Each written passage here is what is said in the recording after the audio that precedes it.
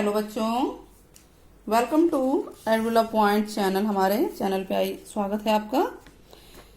आज की वर्कशीट है worksheet number 20, maths class 10 Hindi medium में है। हम समांतर श्रेणी में आगे और पढ़ने जा रहे हैं। एक बार रिवाइज करा देते हैं आपको कि समांतर श्रेणी में 3 चीजें जरूरी हैं, एक ए, एक एन और एक डी। जो नए व्यूवर हैं वो पिछली वीडियोस को जरूर देखें ताकि उनको समझ में आएगा कि क्या कराया जा रहा है। ए होता है प्रथम पद, एन मीन्स होता है पदों की संख्या और डी है सार अंतर। ठीक है। अब ए एन और एस एन हम 2 फार्मूले कर चुके हैं ना। ठीक है, इसी के बारे में आगे हम करने जा रहे हैं। तो एक बच्ची पूछती है कि 2 अंकों की कितनी संख्याएं हैं। 2 अंकों की, ध्यान देना है, 2 अंक कहाँ से स्टार्ट होते हैं? 10 से, और कहाँ खत्म होते हैं? 99 पे, 99 पे। तो 2 अंकों की कितनी संख्याएं हैं जो 3 से विभाज्य हैं। ठीक है, तो हमें क्या पता लगाना है? संख्याएं, यानी संख्याओं की गिनती का मतलब है कि हमें एन का पता लगाना है। तो हम इसको करते हैं, स्टार्ट करते हैं। तो सबसे पहले 2 अंक की संख्या जो 3 से विभाज्य, या ये बोल रहे हैं कि 3 के पहाड़े में आती है, वो कौन कौन सी होंगी? 12 होगी, ये 2 अंक की है ना। 10 तो 3 में नहीं आता, 3 से विभाज्य नहीं है। 11 भी नहीं है, तो 12 ही होगी ना। 12 के बाद 15, 3 का गैप होगा। अगर वो 3 से विभाज्य है तो वो 3 का गैप होगा। अगर वो 7 से विभाज्य है तो 7 का गैप होगा। 5 से विभाज्य है तो 5 का गैप होगा। तो 2 अंकों की पहली संख्या होगी जो 3 से विभाज्य है, वो है 12, फिर 15, इसी तरह से 18 होगा। और आखिरी संख्या क्या होगी जो 3 से विभाज्य है? वो होगी 99। ये 3 से विभाज्य होती है कि नहीं? यस। तो इसके बाद 2 अंक वैसे भी खत्म हो जाते हैं 99 के बाद। अब हमें निकालना है कितनी संख्या है, यानी कि हमें एन पता लगाना है कि एन कितने हैं।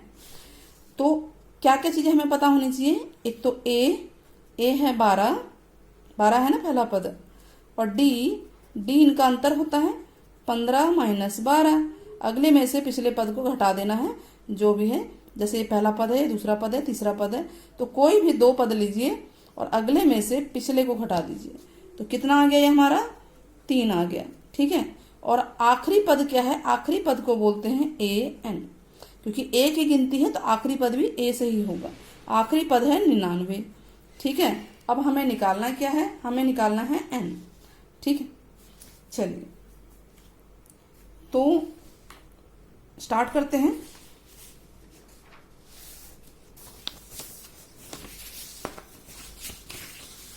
एग्जाम्पल ही करा रहे हैं हम आपको अभी।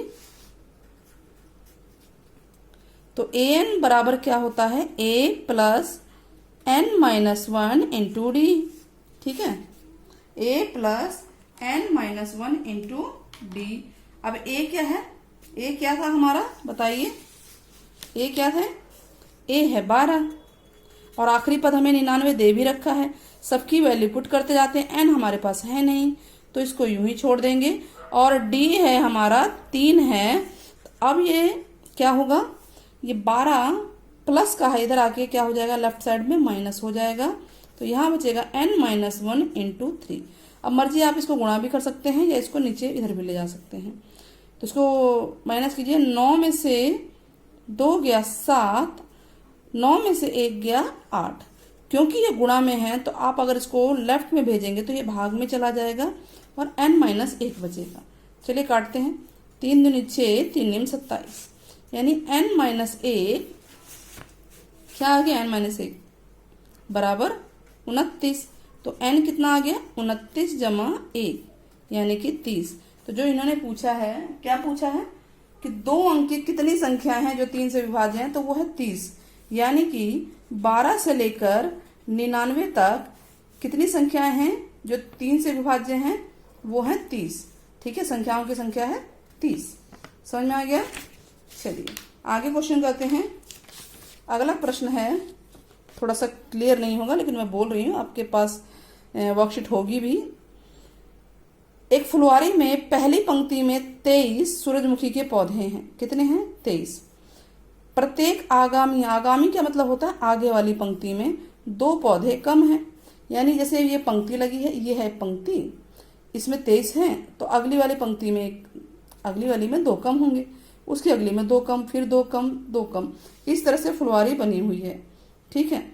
और फूलों की पंक्ति, ये टोटल पंक्ति 10 है, 1 2 3 4, इस तरह से 10 है, यानी गिनती 10 है। अब हमें दिया हुआ क्या है? पहली पंक्ति, यानी कि ए बराबर 23 दे रहा है और हर पंक्ति में 2 पौधे कम हो रहे हैं। कम का मतलब माइनस हो रहे हैं, ज्यादा का मतलब प्लस होता है, यानी 2 पंक्तियों के बीच का अंतर 2 है, वो भी माइनस में, क्योंकि कम हो रहे हैं। और कितनी पंक्तियां हैं? टोटल 10 है। तो ए भी है, एन भी है, डी भी है। अब हमें निकालना क्या है? तो फूलों की 10वीं पंक्ति में पौधों की संख्या बताना है। 10वीं पंक्ति में, कौन सी पंक्ति में? 10वीं पंक्ति में, यानी ए 10 निकालना है आपको, ए 10 निकालना है। तो आप फूलों की 10वीं पंक्ति में सूरजमुखी के पौधों की संख्या आपको बतानी है। चलिए निकालते हैं, स्टार्ट करते हैं। तो ए एन बराबर क्या होता है? A plus N minus 1 into D. और ए कितना है आपके पास? 23, और एन कितना है? 10 माइनस 1। ठीक है, N minus 1, 10 minus 1 into D. D minus में है इसलिए इसको ब्रैकेट में लिखिए। तब यह आ गया 23, 10 में से 1 गया 9, ठीक है, और माइनस 2। अब ये खेल है मल्टीप्लाई का, गुणा का, तो प्लस और माइनस क्या होता है? माइनस। 9 दूनी 18, तो कितना आ गया? 5 आ गया ना। यानी जो 10वीं पंक्ति, यानी ए एन की जगह 10 है, तो 10वीं पंक्ति में कितने पौधे होंगे? टोटल 5 पौधे होंगे। क्लियर हो रहा है? इस तरह से ये क्वेश्चन एग्जाम्पल भी हमारा होता है। अब हमारे को देखिए इस चैप्टर के अंदर यही पूछा होगा, एन का मान बताओ, पहली पंक्ति बताओ, डी बताओ, ए एन बताओ, एस एन बताओ, यही सब तो पूछा होगा ना। यानी मेन टोटल 2 ही फार्मूले इस चैप्टर में आए हैं, एक ए एन और एक एस एन। ए एन मतलब होता है कौन से पद पे है वो संख्या, ठीक है, पहला पद, दूसरा पद, तीसरा पद। और एस का मतलब होता है सम, यानी जितने भी पद हैं उनका योग। अब अगला प्रश्न करते हैं एग्जाम्पल। एक त्रिभुज के कोण एपी में है, मतलब 3 कोण होते हैं। त्रिभुज में कितने कोण होते हैं? त्रिभुज बना लीजिए, त्रिभुज के कितने कोण हैं? ए बी सी, 3 कोण मान लेते, ये एपी में है। एपी में मतलब कि पहले ए है, फिर बी है, फिर सी है। और सबसे बड़ा कोण सबसे छोटे कोण का दुगना है, तो सभी कोण ज्ञात करने हैं। तो आसान हो गया ये भी। पहले तो कोण एपी में है, आप ये लिख लीजिए कि जो त्रिभुज के कोण हैं, त्रिभुज के कोण ए बी सी एपी में है। एपी मतलब समांतर श्रेणी में है, ये होगा ना। इसका मतलब कि सबसे छोटा पद ये कोण होगा, ये उससे बड़ा होगा, ये उससे बड़ा होगा, यही मतलब है ना। उल्टा भी कर सकते हैं हम, सबसे बड़ा ये उससे छोटा, ये उससे छोटा। लेकिन उल्टा यहाँ पे इसलिए नहीं होगा क्योंकि ये कह रहा है कि जो सबसे बड़ा कोण है सबसे छोटे कोण का दुगना है। तो खैर उससे कोई दिक्कत नहीं है, आप कर सकते हैं उसको। चलिए, त्रिभुज के तीनों कोणों का योग कितना होता है? 180 डिग्री होता है कि नहीं होता है, उसको भी हम ध्यान में रखेंगे। अब जो ये पहला कोण है इसको हम ए लिखते हैं, इसको ए लिखेंगे क्योंकि ये एपी में है, तो ये होगा ए प्लस डी और ये होगा ए प्लस 2d। ठीक है, तो अकॉर्डिंग टू क्वेश्चन त्रिभुज के तीनों कोणों का योग होता है, यानी ए प्लस बी प्लस सी बराबर 180 डिग्री। और ए का मान है ए, बी का मान है ए प्लस डी और सी का मान है ए प्लस 2d बराबर 180 डिग्री। तो कितना हुआ? ए कितनी बार है? ये 3 ए है, और डी 2 और 1 3 हो गया, बराबर 180 डिग्री।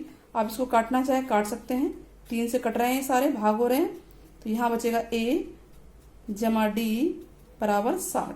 ये हो गई पहली इक्वेशन। ठीक है, आगे क्या कह रहा है कि सबसे बड़ा कोण सबसे छोटे कोण का दुगना है। तो देखिए ये बड़ा दिख रहा है, ये छोटा दिख रहा है, साफ ही दिख रहा है। तो ये सबसे बड़ा कोण है ए जमा 2d, और ये दुगना है छोटे कोण का, यानी छोटे में अगर हम 2 जोड़ दें, 2 मल्टीप्लाई कर दें तो बराबर हो जाएगा ना मल्टीप्लाई करने पे। तो यानी ये हो गया ए जमा 2D बराबर 2A। ठीक है, ए को उधर भेज दीजिए चाहे तो। 2D बराबर 2A माइनस ए, तो 2D बराबर ए, यानी ए बराबर हम लिख सकते हैं 2D। इतना क्लियर हो गया, समझ में आ गया। चलिए अब इसको इसी पे कर देते हैं ताकि हम एक्सरसाइज कराएंगे अभी। तो दो इक्वेशन, ए का मान 2D है, तो ए की जगह हम 2D रख देते हैं यहाँ पे। तो क्या बन जाएगा यहाँ पे 2D जमा D बराबर 60, 2 और 1 3, 3D बराबर 60। तो D बराबर कितना आ गया बताइए। तो D का मान कितना आएगा 60/3, यानी D बराबर आ जाएगा 20। क्लियर हुआ। तो D हमारा कितना आ गया 20 आ गया, 20 आ गया। ठीक है, और अब इसको A में रखेंगे तो A बराबर है 2D, यानी 2 गुणा में 20, A बराबर आ गया 40। A भी 40 आ गया। तो क्या पूछा है, तीनों कोण पूछे हैं। तो पहला कोण A है जो कि 40 है, दूसरा होगा 40 जमा 20 60, और तीसरा होगा 40 जमा 40 80। ठीक है, क्लियर हो गया। इतना एग्जाम्पल समझ में आ गए। ये सारे एग्जाम्पल हमने किए हैं अभी। ठीक, स्क्रीन पे आपके आ गए होंगे। चलिए स्टार्ट करते हैं आगे।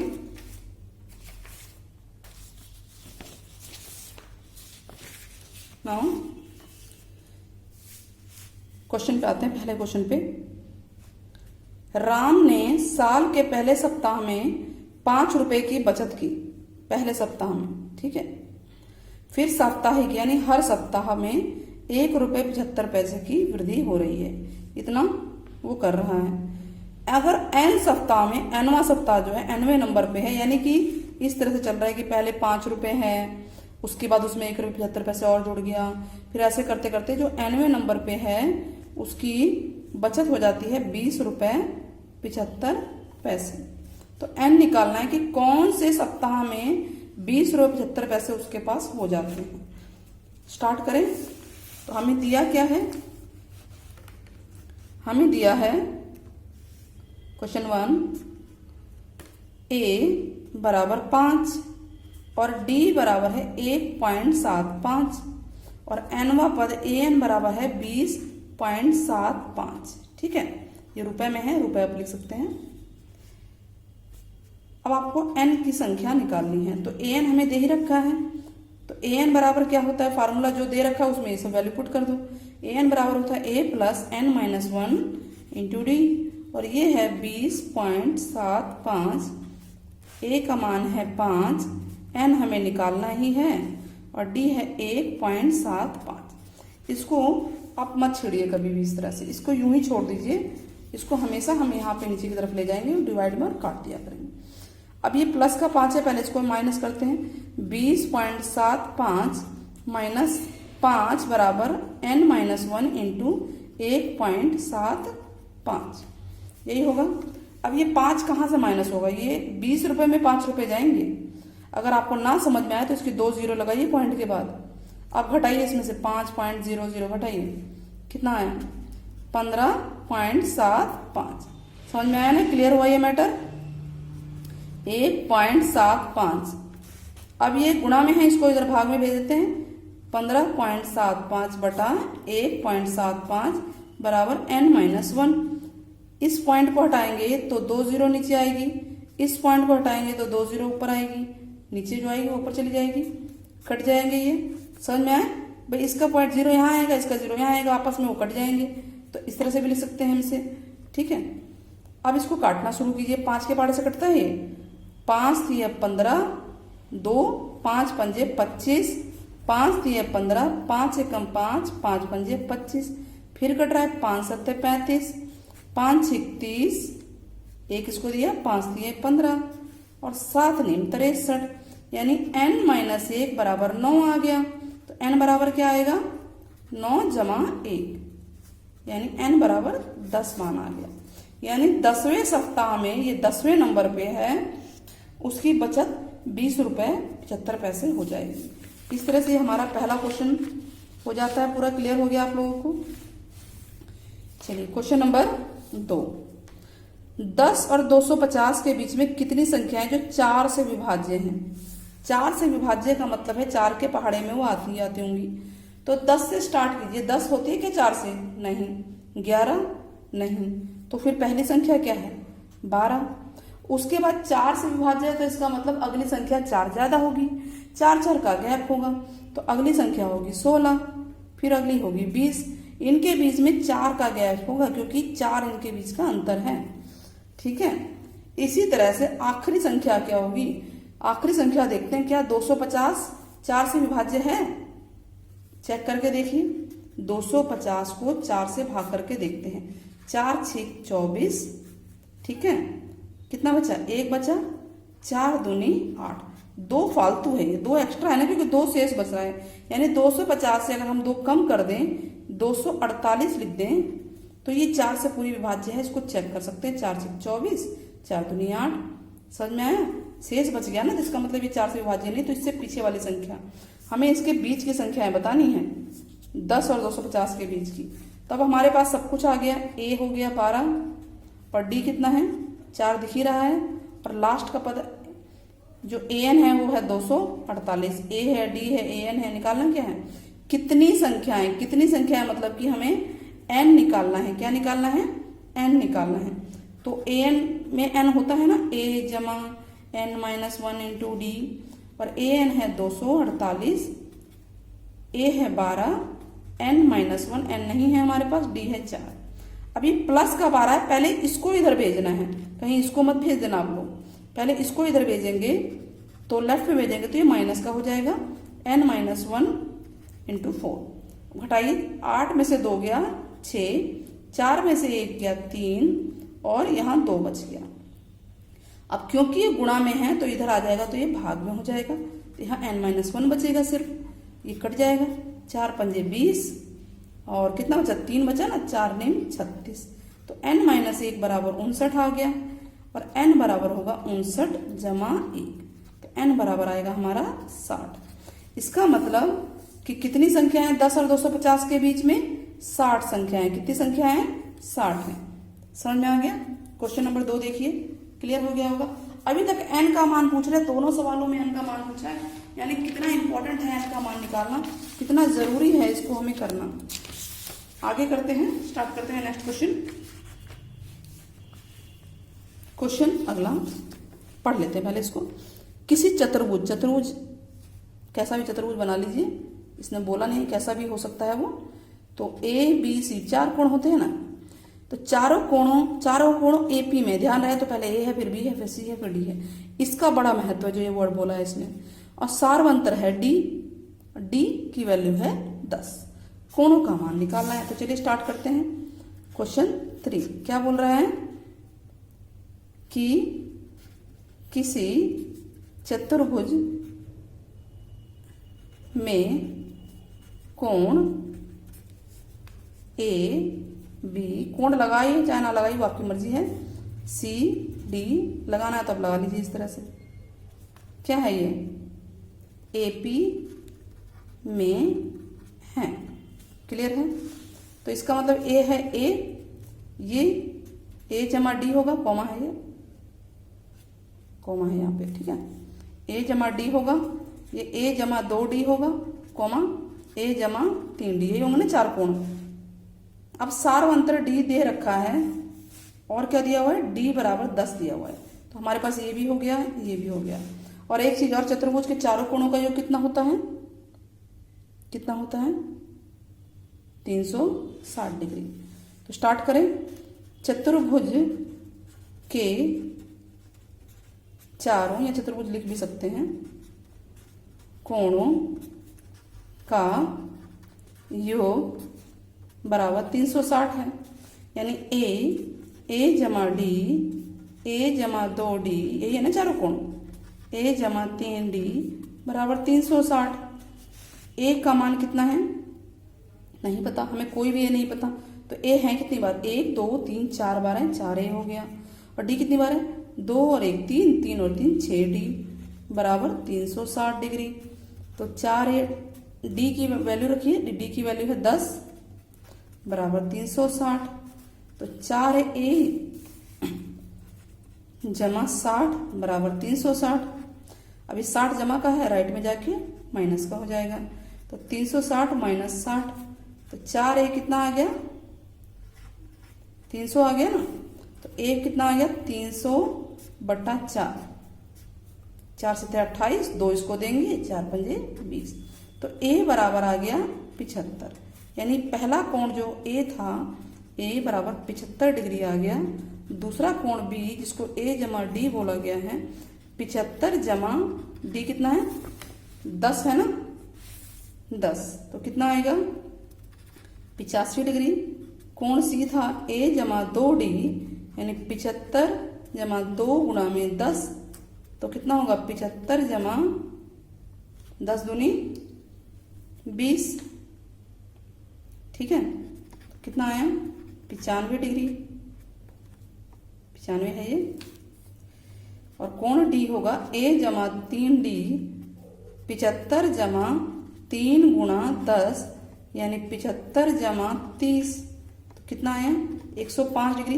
अच्छा, इनको चेक कीजिए, अगर इन चारों का योग 360 है तो सवाल ठीक है, नहीं तो दोबारा ट्राई। चलिए चेक करते, 5 और 5 10 और 5 15 और 5 20, 2 इसमें हासिल लगा, 20 की 0 हो गई ना यहाँ पे। 7 और 2 9, 9 और 8 17, 17 और 9 बोलिए 26, 2 आ गया हासिल, 2 और 1 3, 360 डिग्री आया कि नहीं चारों कोणों का योग। इसका मतलब हमारा ये क्वेश्चन ठीक हो गया, हमने इसको चेक भी कर लिया है, ठीक। और इस तरह से हमारी वर्कशीट पूरी होती है। बच्चों, अगर वर्कशीट्स आपको पसंद आ रही हैं तो कमेंट में ज़रूर बताइएगा कि कैसी वर्कशीट लगती है। प्लस में चैनल को सब्सक्राइब करना ना भूलें और अपने ज़्यादा से ज़्यादा दोस्तों में शेयर करें, ताकि वो भी हमारे चैनल पे हमारी वीडियोस का लाभ उठा सके और हमें भी मौका मिले आप लोगों को तरह तरह की चीज़ें प्रदान करने का, ताकि हमें भी अच्छा लगता है आप लोगों को नई नई चीज़ें देने का। Till then take care, bye bye.